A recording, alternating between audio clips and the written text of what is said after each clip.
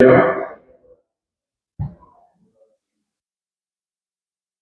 for coming, Andy.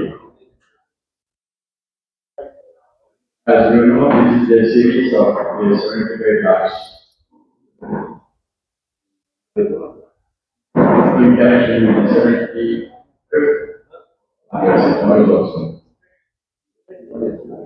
Additional information I would like to introduce Ramati has decided that these 75 talks will be brought in the form of a book,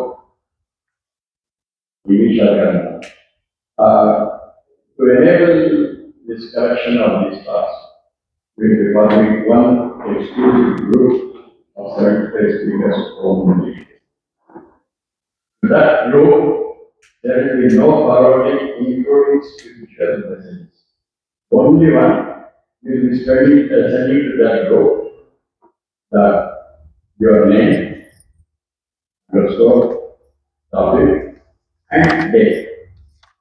This should be organized in the book. Hello, welcome to all of you. Today, continuing the series of talks, we have a very interesting talk. This talk is a story of all of us. In fact, the speaker has said 99.9% suffer in this world. But unfortunately, here there are not that many. Anyway, she says the 99.9% suffer. She would like to clarify why this majority of people suffer, and not only that, and how to break this cycle. So it should be interesting. To talk on this subject, we have young and dynamic Sadek. He is a great class. He is known as the creator of that. So, on behalf of all of you, I welcome Srimati Priya to talk to us.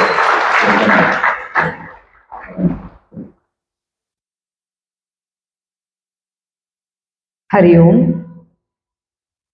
सदाशिवसमारम्भां शङ्कराचार्यमध्यमाम् अस्मदाचार्यपर्यन्तां वन्दे गुरुपरम्पराम् श्रुतिस्मृतिपुराणानाम् आलयं करुणालयं नमामि भगवत्पाद शङ्करं लोकशङ्करम् समस्तजनकल्याणे निरतं करुणामयं नमामि चिन्मयं देवं सद्गुरुं ब्रह्मविद्वरं मूकं करोति वाचालं पङ्गुं लङ्घयते गिरिं यत्कृपातमहं वन्दे परमानन्दमाधवं परमानन्दमाधवम्.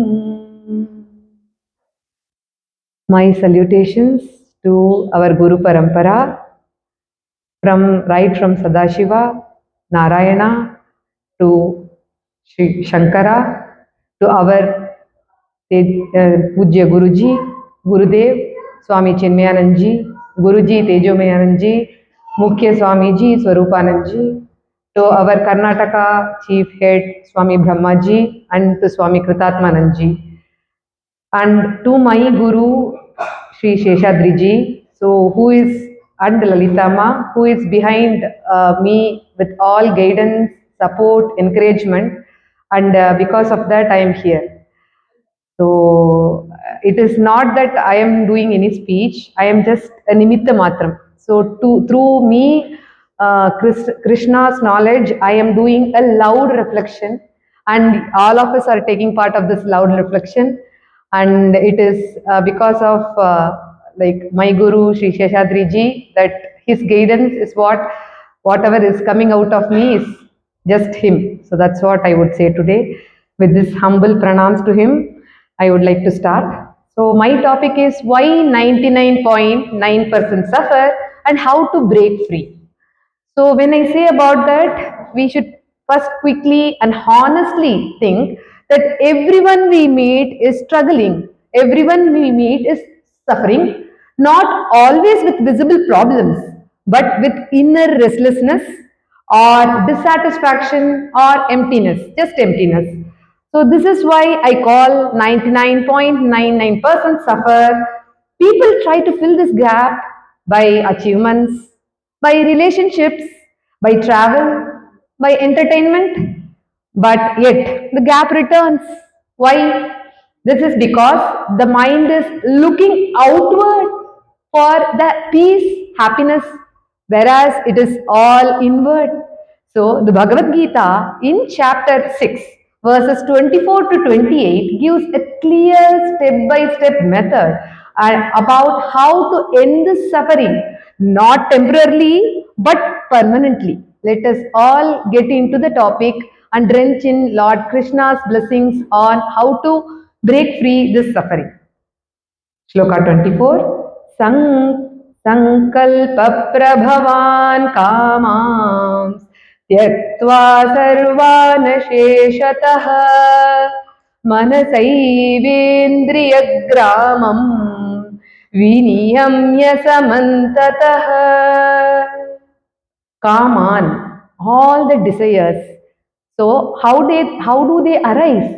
Sankalpa Prabhavan. They are arising from Sankalpa, the wild imagination. Samyak Kalpana iti Sankalpa. That which we think that the wild imagination that my happiness is in the outside world and my desires will only fulfill me, the egocentric desires and the expectation that my happiness is outside is what is driving me into more and more desires.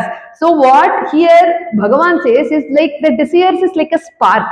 It comes one after the other, and if the sparks increase, what will happen? It will become wildfire and you could not break that. So what we have to do? Asheshatah. So, without leaving any craving of any of the sankalpa, like we say Guruji's chart, it says the vasanas. So, we need to eradicate everything. How can we do that? The next line it says, Manasa eva indriya gramam viniyamya samantatah. So, viniyamya, the kriya pada, where it says that samantatah, completely you need to remove all these desire based actions by bringing the senses inside with the mastery of the mind. So the mastery of the mind is the key, and the senses have to be brought through the mastery of the mind.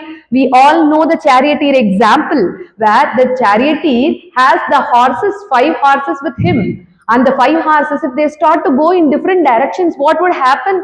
The chariot cannot go forward. Similarly, the mind charioteer has to take the reins of the 5 senses inward and keep it inward, for the senses should not control the mind should control the senses. So not giving up desire does not happen in one day, isn't it? So Gita says the gradual path in the next verse.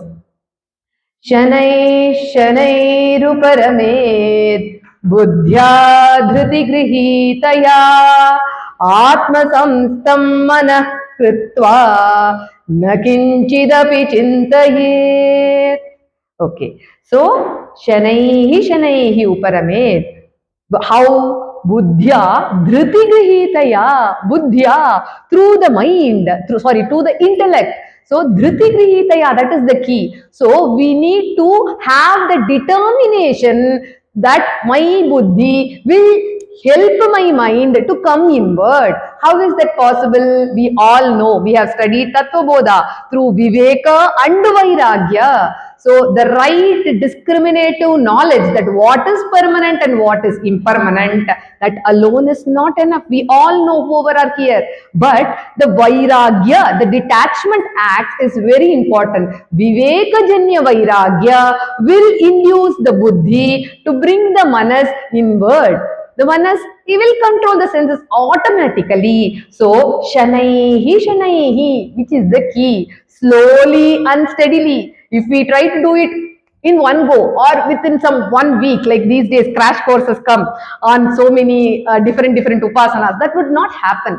Slowly and steadily we do, only then it can happen. Otherwise, what would happen? You will end up with frustration, you will end up with worries more that I could not control, and you will see that you are becoming even more wild. So we need to do slowly and steadily with withdrawing.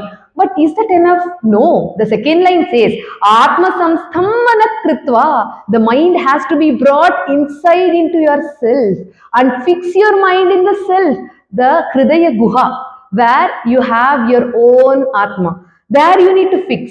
So, and is that enough? No. The last charan, na kinchit api chintayet. No more further thoughts. No more further thoughts. How can that be happening? We all know what is the mind. And is it possible that no more further thoughts? For that only, it is we need to see that how to reach there. So it is like you are traveling in a sea, in a boat, and you need to reach the shore of Parabrahma. We all are into that. So what Gita tells, how we have to do? Yato yato nischarati मनश्चञ्चलमस्थिरं ततस्ततो नियम्यैतद् आत्मन्येव वशं नयेत्. So here, यतः मनः निश्चरति. So tatah niyamyaitat atman eva vasham nayet. So how whenever the mind goes out, we should immediately first know that the mind is going out. Our problem is we are going along with the mind, like how the monkey travels from one branch to the other branch and it is enjoying to move from one branch to the other branch. We ourselves are enjoying in our wild desires, imaginations and thoughts, move from one thought to the other thought, entertaining the thoughts. So that is what is happening with us. But here what Krishna says is that manaha chanchalam. So we know that again from Atma Bodha, from Tattva Bodha, that chanchalatmakaha manaha. So manas is definitely chanchalatmaka. So it is only astiram, but we need to bring it inside. How? So niyamya etad atmanyeva vasham nayet. We need to bring that to our soul, to our Atma inward and fix it there. Like we need to become that Atma Arama. I am no more interested in the worldly outside desires. I am happy within my own self. That is what is here. We should see here one analogy, very interesting. The mind is like a puppy. When we train a puppy, what it will do? The puppy will see something very shining and it will be keep running here and there. We are the master and we should know how to train the puppy. Do we get angry? Do we scold the puppy? Do we throw stones? None of them we do. We have care, we bring the love. With that way, we bring back the puppy. Similarly, our mind is like that. It has been from so many janmas going outward, and it is the nature of the mind. So, we need to train it slowly and steadily to move inward with love and care. How much ever times we come back, that much ever the mental stability increases. So, we need to follow that. Then only we can attain peace. How? That says in next verse.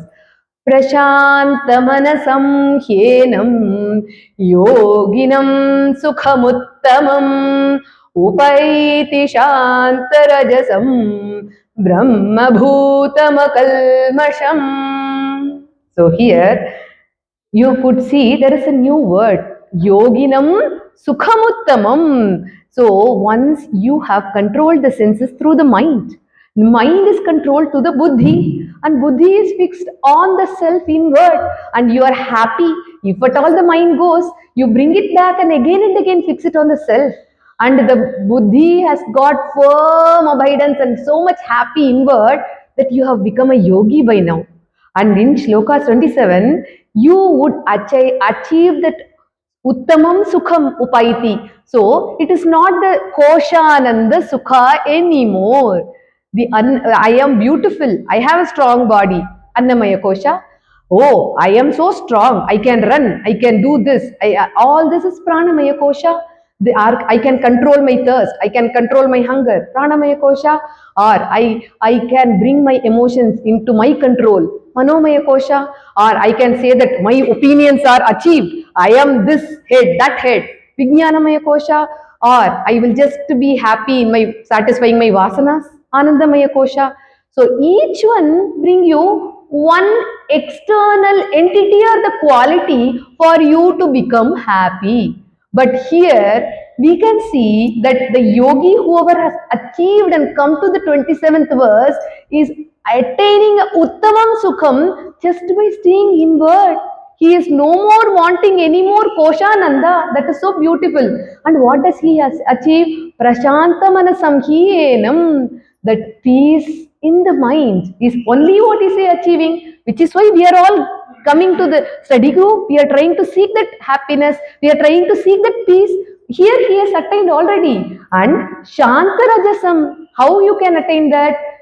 We are always having some passion or the other. And see, you keep running from one to the other. I want to achieve this. Are we happy achieving that? No. I want to achieve one more. Are we happy achieving that? No, no. Next, next, next. And is there an end? No. And this creates only agitation, and we keep moving one after the other. I would request all of you to close your eyes for a minute. Imagine a still lake in your heart center.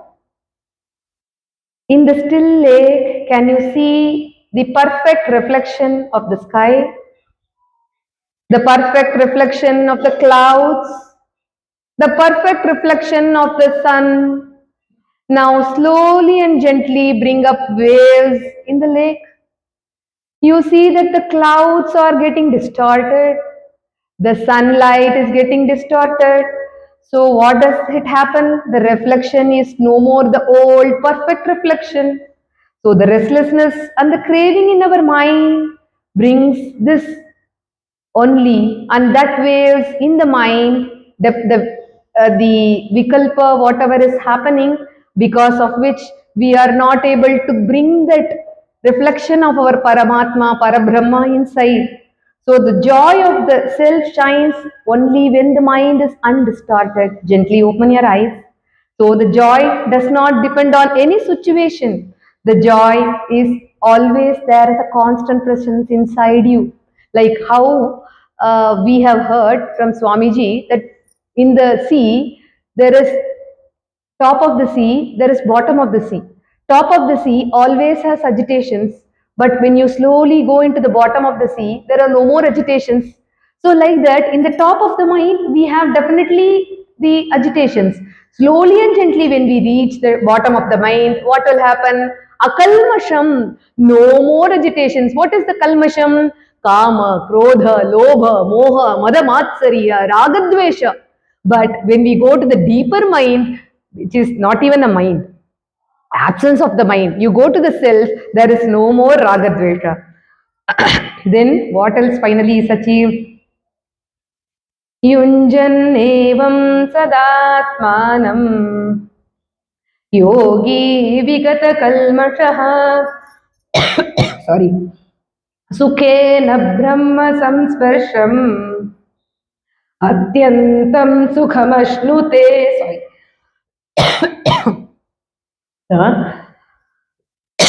Yogi is constantly here, is uniting with the self.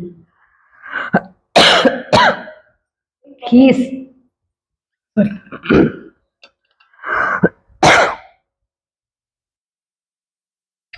and he is free from all the impurities. Vigata kalmashaha. When he is free from all the impurities, he experiences the touch of that Brahman, and then he attains that limitless happiness. We all seek for that limitless happiness, and when we achieve this limitless happiness, then at least that is our final goal. Think of a phone that is getting charged 24 by 7. It will never drain off any of this phone's charge. Similarly, when we charge ourselves with that Parabrahma's power, then automatically you will not require any more further happiness outside. So that is what here is the 99.99% suffering comes to an end when we connect with that limitless happiness and we experience that Parabrahman within. So the final wrap up, I would say the ladder, the Gita sequence is like a ladder out of suffering. What is the first point? Let go of the desires. Second point, withdraw slowly with determination, and then bring the mind whenever it goes out. Taste the peace that comes and stay connected to the source always.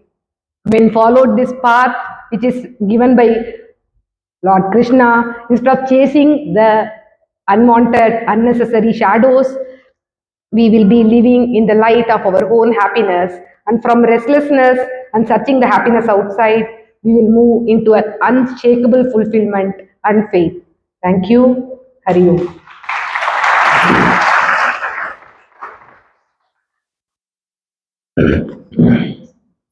Thank you, Dear, for the presentation. And none of us need to suffer. We don't belong to the 99.9%. We belong to the people. Thank you for your deliver. You are very handy. I will be coming to the